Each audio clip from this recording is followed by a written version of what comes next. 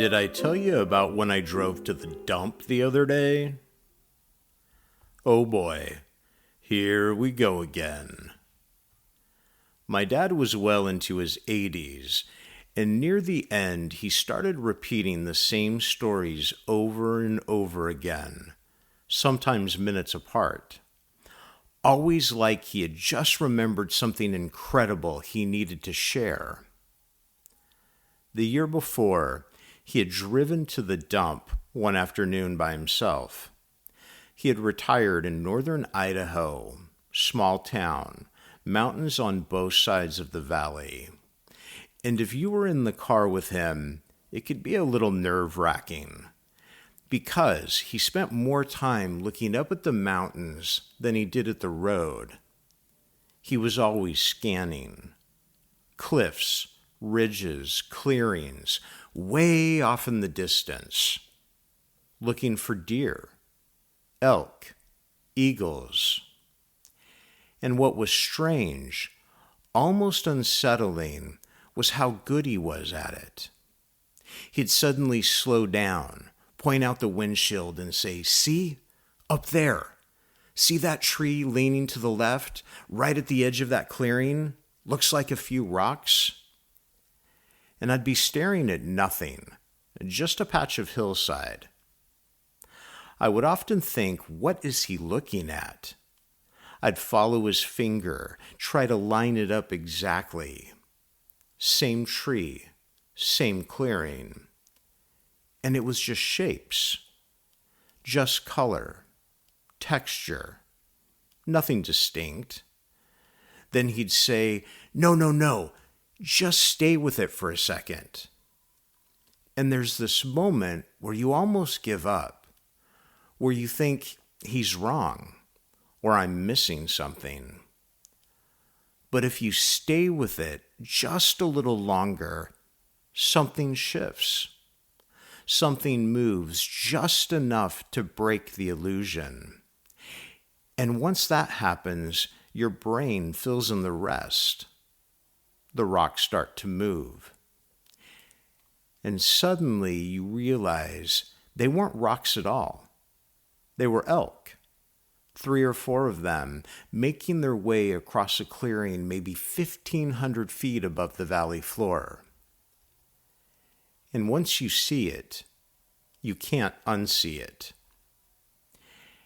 And that's what he loved most about it, not just seeing it himself, but showing someone else. Back to the dump story.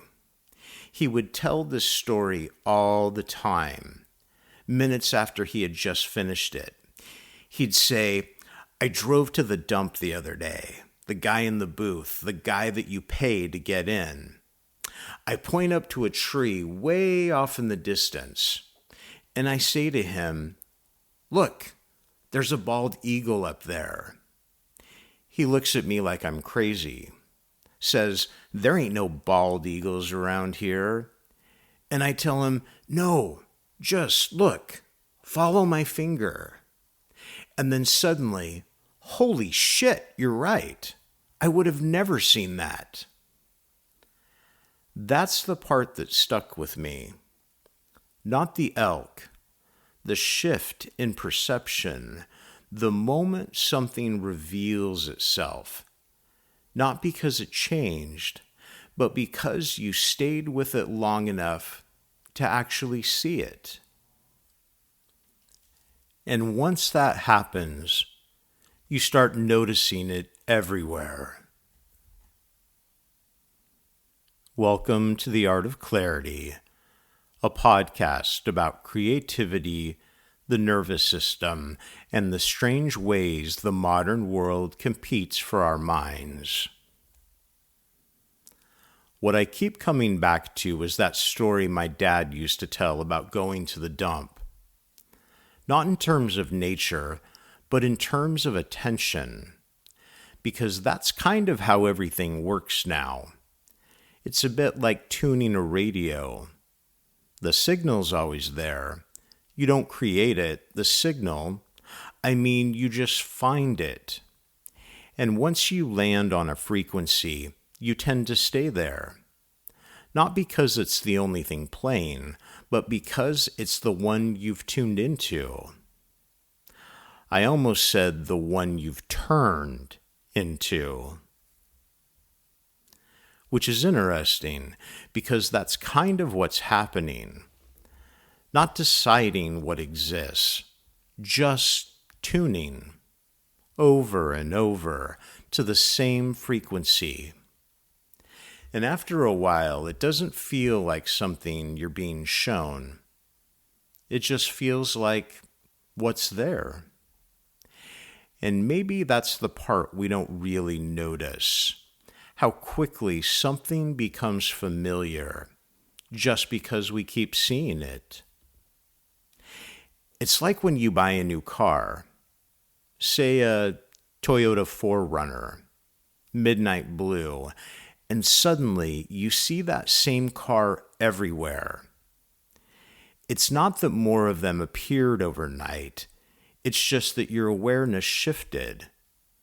This is known as the Baader-Meinhof phenomenon, or frequency illusion. Once something becomes part of your consciousness, you start recognizing it everywhere. My dad wasn't seeing something different. He was seeing something most don't stay with long enough to notice. Almost like there are two versions of you being fed at the same time. One that wants more, one that pulls back. And something in the middle quietly deciding which one gets more attention. What if the thing in the middle isn't you? Not really. What if it's just responding to what you keep doing? Because most of that isn't even conscious. Algorithms are training your subconscious, and your ego is taking credit for it. The algorithm doesn't respond to who you think you are. It responds to what you repeatedly do. And there's a difference, because most of what you do isn't conscious. Think of it, the algorithm as the subconscious's mirror or amplifier. Are we in control of our own algorithms? What if you could control your own algorithm? Would you actually choose truth? Or just a cleaner, more streamlined version of your own reflection? Algorithm as identity engine, and the idea of giving the user the keys, not just consuming the feed, but deciding who the feed turns you into. Your phone, your smart TV, the apps you use every day. Every time you stay with something a little longer, every time you pause, linger, come back to it, something is learning that pattern. And it gives you more of it. Not because it knows who you are, but because it's paying attention to what you keep doing. That's what an algorithm is doing, not deciding who you are, just responding to your behavior, quietly reinforcing it, over and over, until it starts to feel like that's just who you are. And maybe that's the part we don't really notice, how quickly something becomes familiar just because we keep seeing it. I'm 57 years old, and I've started noticing something else. The older I get, the more I repeat myself.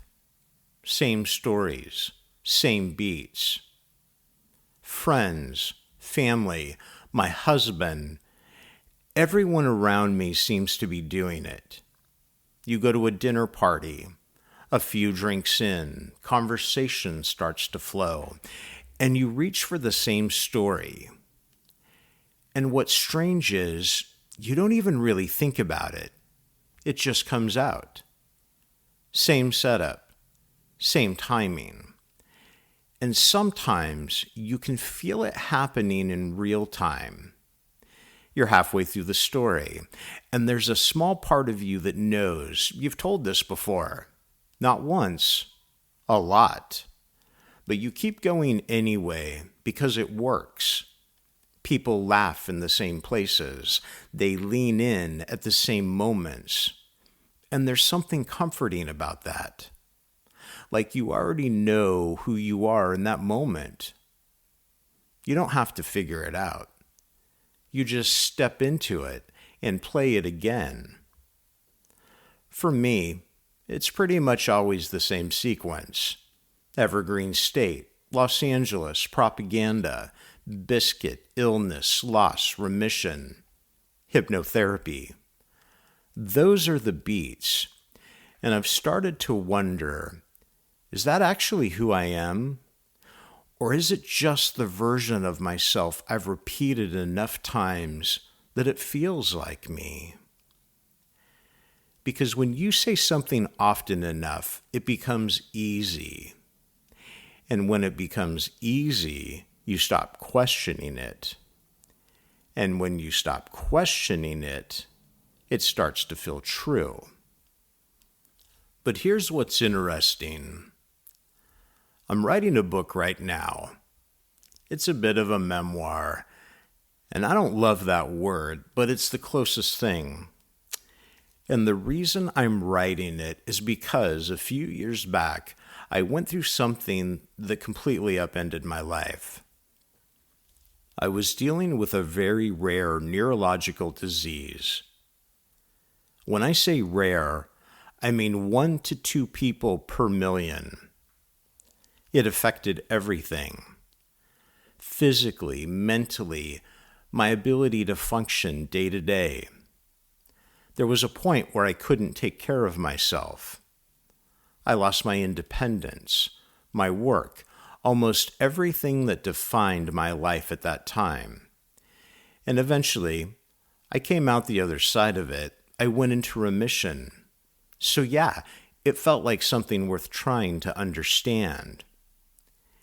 And in doing that, I'm revisiting all of those same stories. But I'm not just repeating them.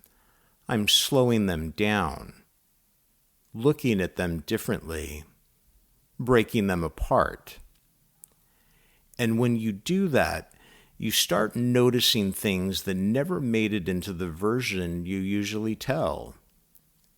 Details you skipped, moments you brushed past, parts that didn't fit the cleaner version. And some of those things change the meaning. Not dramatically, just enough to make you realize the version you've been telling isn't the whole story. It's just the one you got used to. And once you see that, it's hard to go back, because now you know there's more there. And in some strange way, it's freeing. Like you don't have to rely on the same version anymore. Like you're not stuck in that loop. And it makes me wonder, how much of who we think we are is just repetition? I have a friend who's obsessed with Instagram. He sends me everything. Workout stuff, clips on narcissistic behavior, diet, guys with beards, stuff I never asked for, barely engaged with. Honestly, it annoyed me. But after a while, I started noticing something. His feed was becoming mine. And the weird part is, I couldn't point to when it happened. It just crept in. One post, then another, then something similar.